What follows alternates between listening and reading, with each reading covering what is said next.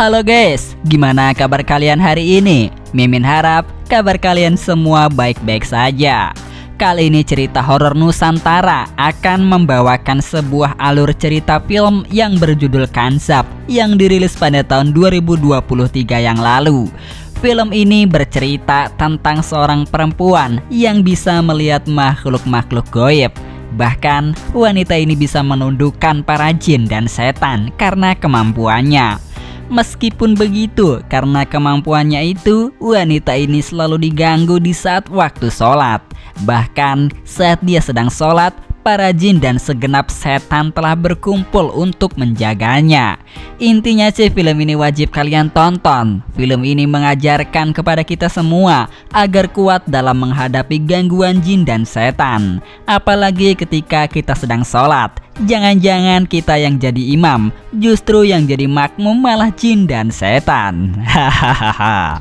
Jadi seperti apa kayak guys kelanjutan dari film ini? Langsung saja kita ke alur cerita film pembahasannya. Sebelum masuk ke hiburan kita nih, Mimin sarankan untuk kepada teman-teman yang baik, jangan lupa ya untuk terus dukung channel Cerita Horor Nusantara dengan cara tekan tombol like, komen, dan subscribe-nya agar Mimin senantiasa bisa menghibur teman-teman sekalian. Mungkin segitu dulu ya dari channel Cerita Horor Nusantara. Selamat menikmati dan enjoy. Awal film dimulai pada malam hari saat menjelang sholat subuh. Saat itu ada seorang pria yang bernama Semedi yang membangunkan anak perempuannya yang bernama Rahayu untuk sholat subuh. Tak berselang lama, Rahayu langsung terbangun dari tidur nyenyaknya. Lalu ia pun langsung pergi keluar rumah untuk mengambil air wudhu. Saat Rahayu sedang berada di sana, ia merasakan ada bayangan hitam yang melewatinya.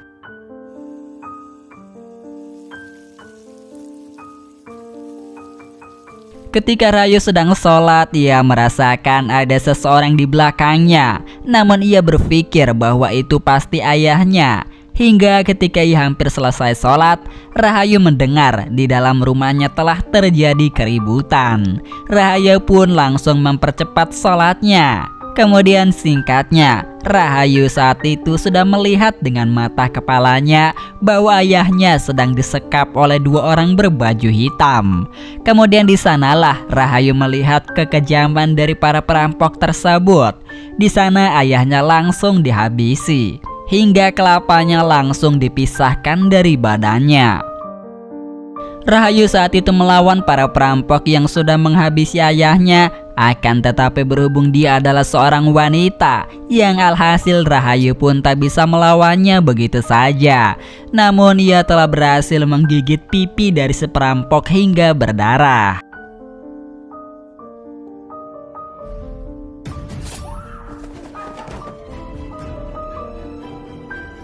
Singkatnya, 2 tahun pun telah berlalu setelah kejadian pembantaian Semedi. Pada saat itu, terlihat Rahayu dan ibunya Nuneng dan adiknya telah pulang kampung ke desa Jetis untuk mengambil warisan dari Semedi. Di antaranya adalah beberapa ruko di pasar tradisional milik almarhum Semedi. Sedikit informasi nih, bahwa Rahayu sebenarnya bukanlah anak Nuneng, melainkan Rahayu adalah anak dari pertama Semedi, sedangkan Nuneng sendiri merupakan istri kedua dari Semedi.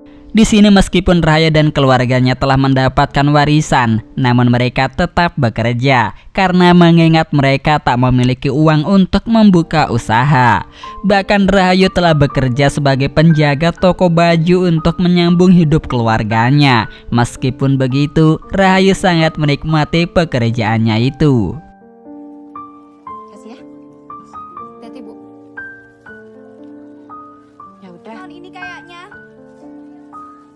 Pada saat itu terlihat ada seorang perempuan bernama Riri yang sama-sama penjaga toko baju.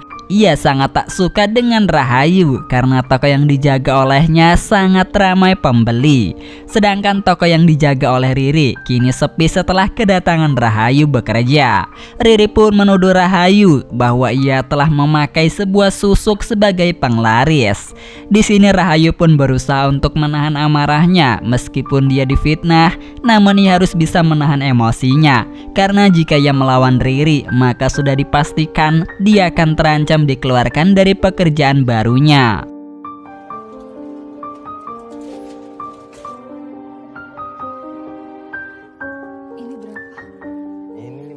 Pada malam hari Rahayu pergi untuk memberikan makanan ke tempat Mbah Surwo. Di sana Rahayu melihat ada tongkat yang mirip berbentuk seperti ular. Kemudian Rahayu langsung diperlihatkan kejadian pada masa lalunya. Ketika Rahayu masih kecil, di sana ia melihat ibu kandung aslinya telah tewas dengan sangat mengenaskan. Tak berselang lama, tibalah Mbah Surwo. Saat itu Mbah Surwo mengatakan kepada Rahayu jika tongkat ular tersebut adalah tongkat peninggalan Semedi untuk dijaga olehnya, mengingat tongkat ini sangatlah berbahaya. Mbah Surwo mengatakan kepada Rahayu bahwa Semedi ayahnya telah mewakafkan sebuah musola untuk dijadikan tempat ibadah bagi orang-orang yang ingin menunaikannya. Rahayu yang baru tahu kemudian ia langsung berpamitan dengan Mbah Surwo untuk melihat musola tersebut. Rahayu, saya terlihat soleh. Masih ngotot mau jual ruko ini ya? Sementara itu di musola itu sudah ada seorang pria yang sedang sholat sendiri, sehingga bacaan yang digunakan dengan bacaan suara yang lirih. Namun ketika itu ada seorang yang telah menepuk pundaknya. Akhirnya ia pun langsung membaca surah dengan suara yang keras. Hingga disinilah keanehan-keanehan pun mulai terjadi. Pasalnya ia mendengar ada banyak sekali suara makmum. Padahal suara itu merupakan suara dari makhluk gaib yang ingin ikut sholat dengannya. Si pria itu pun tak menyangka bahwa dirinya akan menjadi imam bagi para makhluk gaib.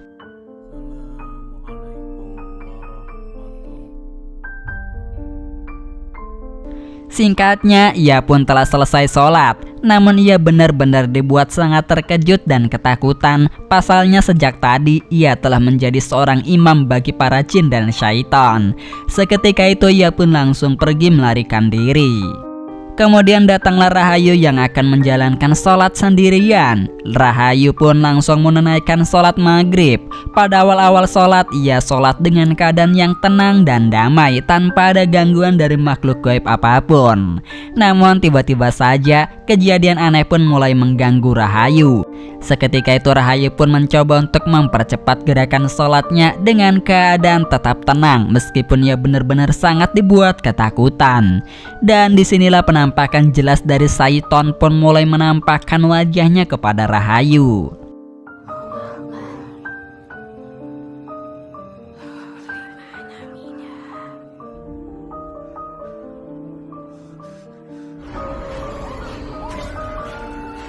Disinilah Rahayu saat itu langsung diperlihatkan tentang masa kecilnya lagi. Usut punya usut diketahui sebenarnya pada zaman dulunya musola ini sebenarnya rumah malapraktek untuk perdukunan Semedi mengobati para pasiennya yang meminta bantuan kepadanya.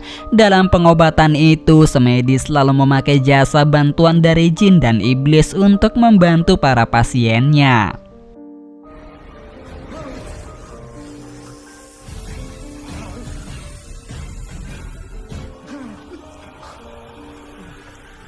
Esoknya yang memperlihatkan Rahayu yang sedang bekerja di toko butik Bu Endah. Riri yang tak suka dengan kehadiran Rahayu pun, ia pun mulai menjelek-jelekan almarhum ayahnya karena seorang dukun.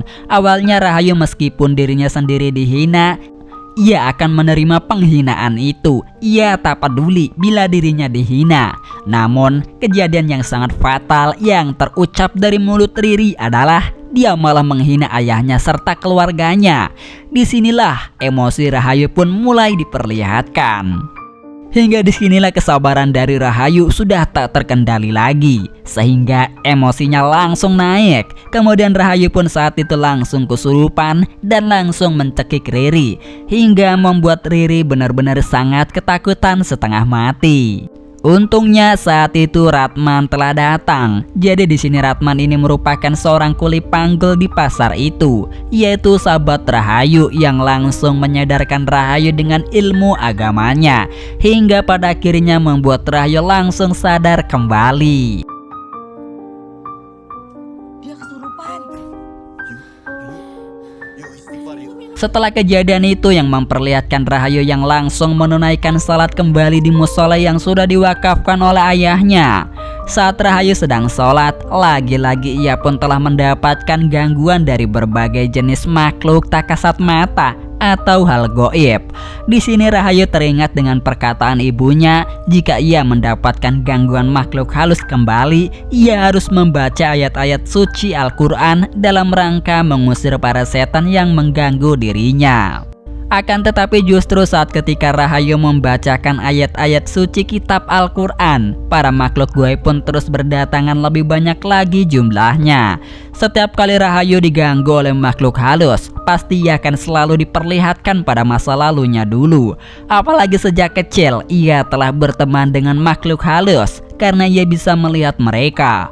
Pada saat Rahayu masih anak-anak, ia pun sempat mengalami kesurupan yang sangat parah. Bahkan pada saat itu Rahayu tak bisa diobati kembali karena demitnya sangatlah kuat.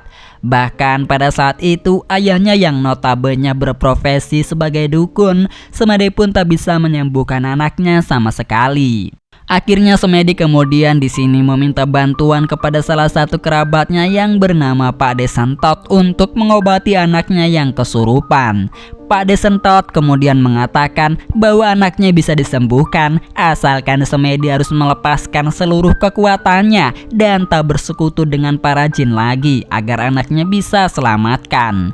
Jadi bisa disimpulkan bahwa Pak Desentot ingin Semedi bertobat ke jalan yang benar dan tak lagi mengulangi perbuatannya yang menyekutukan Tuhan. Yang akhirnya Semedi pun mau mengikuti saran dari Pak D-nya. Maka dari itu, setelah Rahayu kerasukan, ia juga memiliki kemampuan seperti ayahnya. Ia juga bisa berkomunikasi dengan para jin. Bahkan kemampuannya bisa mengendalikan para jin untuk tunduk terhadap perintahnya.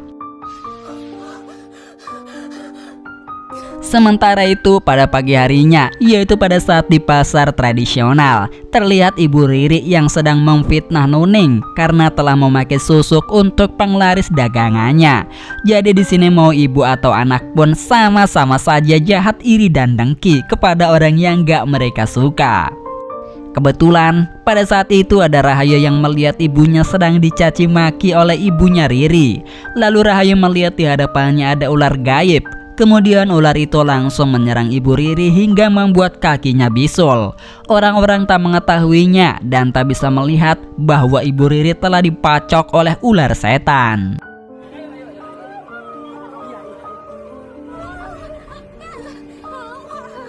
Hingga malam hari pun telah tiba, ular itu kemudian kembali lagi muncul untuk melilit leher Ibu Riri. Ular setan itu kemudian langsung memasuki kamarnya, lalu ular tersebut langsung melilit lehernya hingga tewas.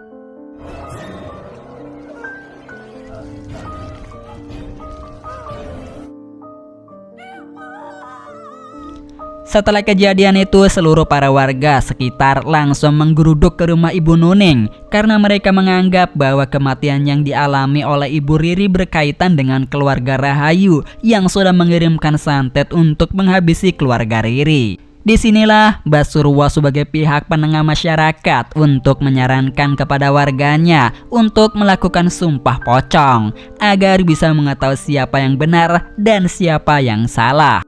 Apalah Nuning emang benar telah mengirimkan santet kepada Ibu Riri ataukah tidak. Hingga seluruh warga yang ada di sana pun langsung sepakat untuk melakukan sumpah pocong. Kalian nyantet karena tuduhan kalian tidak terbukti.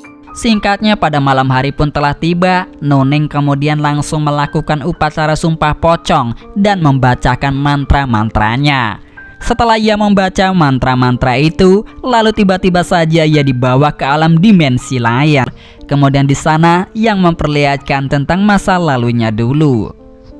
Sementara itu Rahayu telah kembali lagi ke musola untuk melakukan sholat. Disinilah Rahayu harus dibuat sangat ketakutan. Pasalnya lagi-lagi ia terus mendapatkan gangguan dari berbagai makhluk halus. Namun kali ini para bangsa jin dan makhluk halus lainnya telah tunduk terhadap Rahayu. Kebetulan saat Nuneng telah berada di alam goib, ia melihat dengan mata kepalanya sendiri bahwa para bangsa jin dan demit telah sujud kepada Rahayu dan tunduk kepadanya.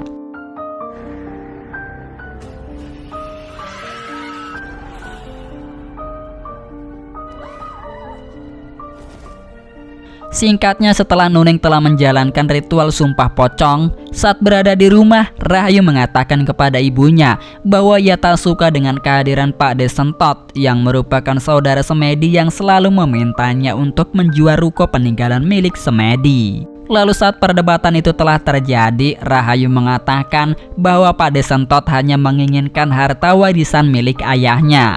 Mendengar itu, di sini Nuneng mengatakan kepada anaknya bahwa sebenarnya niat Pak De Sentot sangatlah baik, karena tujuan yang sebenarnya agar mereka tidak diganggu lagi oleh para jin. Pada saat itu tiba-tiba saja mata Rahayu langsung berubah menjadi hitam. Di sampingnya terdapat makhluk halus yang mendampinginya. Rahayu lalu menceritakan kepada ibunya karena pada saat Pak De Sentot berada di kerumunan para warga di malam hari itu, ia melihat jika Pak De Sentot telah berbicara dengan seseorang yang pipinya sedang terluka. Rahayu mengetahui jika yang sedang berbicara dengan Pak De Sentot adalah orang yang sudah menghabisi nyawa ayahnya pada kejadian 2 tahun yang lalu. Setelah menceritakan itu, kini para iblis pun kian hari semakin menjadi-jadi untuk merasuki tubuh Rahayu. Bahkan pada saat itu, Nuneng sudah terkena guna-guna dan santet dari para iblis. Karena pada saat kejadian itu, Nuneng melihat jika dirinya telah menangkap dan membunuh ular kiriman dari bangsa iblis. Namun ternyata ketika dia sudah membunuh ular tersebut, justru yang mati adalah anak keduanya. Ia pun baru tersadar setelah dia menghabisi anaknya. Lalu Semedi pada saat itu menampakkan wujudnya untuk membawa Nuneng melakukan bundir. Hingga dalam semalam 2 keluarga Rahayu pun telah dibuat tewas akibat guna-guna dari bangsa iblis. Sedangkan untuk Rahayu yang masih dalam keadaan pingsan langsung dibawa oleh Pak De Sentot untuk dibawa ke pondok pesantren miliknya. Sedangkan Pak De Sentot dan para murid didikannya yang berada di pondok pesantren langsung diajak untuk melakukan pembersihan di musola yang sudah diwakafkan oleh Semedi. Lalu salah satu dari muridnya menemukan sebuah bingkisan tengkorak yang berisikan foto Rahayu yang sudah diguna-guna. Setelah ditelusuri menggunakan ilmu yang berasal dari ilmu putih, Pak De Sentot pun akhirnya langsung mengetahui jika guna-guna itu berasal dari Mbah Surwo. Singkatnya, pada malam harinya Pak De Sentot bersama dengan muridnya langsung berkumpul untuk menguruqyah Rahayu untuk membersihkan jin dan iblis yang menempel di tubuhnya. Namun hal itu ternyata tak bisa berhasil sama sekali karena Rahayu melihat ada seseorang yang memiliki luka di pipinya. Jadi Rahayu menganggap jika Pak De Sentot orang yang pernah menghabisi nyawa Semedi. Pada saat itu seluruh bangsa jin berkumpul bersama dengan Rahayu agar Pak De Sentot tidak mengganggunya. Kemudian dalam tragedi yang mencekam itu, Pak De Sentot mengatakan jika yang sudah merencanakan pembunuhan kepada Semedi adalah Mbah Surwo beserta dengan anak buahnya. Karena hal itu didasari dengan usaha Mbah Surwo yang sepi pasiennya di dunia perdukunan. Karena ternyata Semedi merupakan dulunya adalah murid dari Mbah Surwo sendiri. Namun kekuatan yang dimiliki oleh Semedi ternyata lebih hebat daripada kekuatan yang sudah dimiliki oleh Mbah Surwo. Sehingga disinilah Mbah Surwo dan anak buahnya langsung diperintahkan untuk menghabisi Semedi. Salah satunya pelaku tersebut merupakan anak kandung dari Pak De Sentot sendiri yang bernama Wahid. Namun saat itu Wahid telah menyesali semua perbuatannya karena ia telah mengikuti rencana jahat dari Mbah Surwo. Dalam hal ini Wahid mengatakan jika yang telah menghabisi Semedi bukanlah dirinya, karena pada eksekusi itu Mbah Surwo lah yang melenyapkan Semedi, bukanlah dirinya. Hingga Wahid di sini langsung dirasuki oleh bangsa iblis dan langsung menyerang Pak De Sentot hingga tewas. Ketika Watt sudah tersadar, ia melihat bahwa ayahnya telah tewas di tangannya sendiri. Alhasil Wahid pun langsung melakukan bunder karena ia tak menyangka bahwa dia akan melakukan hal gila kepada ayahnya sendiri. Sedangkan di tempat yang lain, Rahayu yang telah menyerang Bu Ajeng, istri dari Pak Desentot. Namun Bu Ajeng berhasil membuat iblis keluar dari tubuh Rahayu dengan bacaan ayat-ayat suci Al-Quran. Dan akhirnya Rahayu pun bisa tersadar kembali.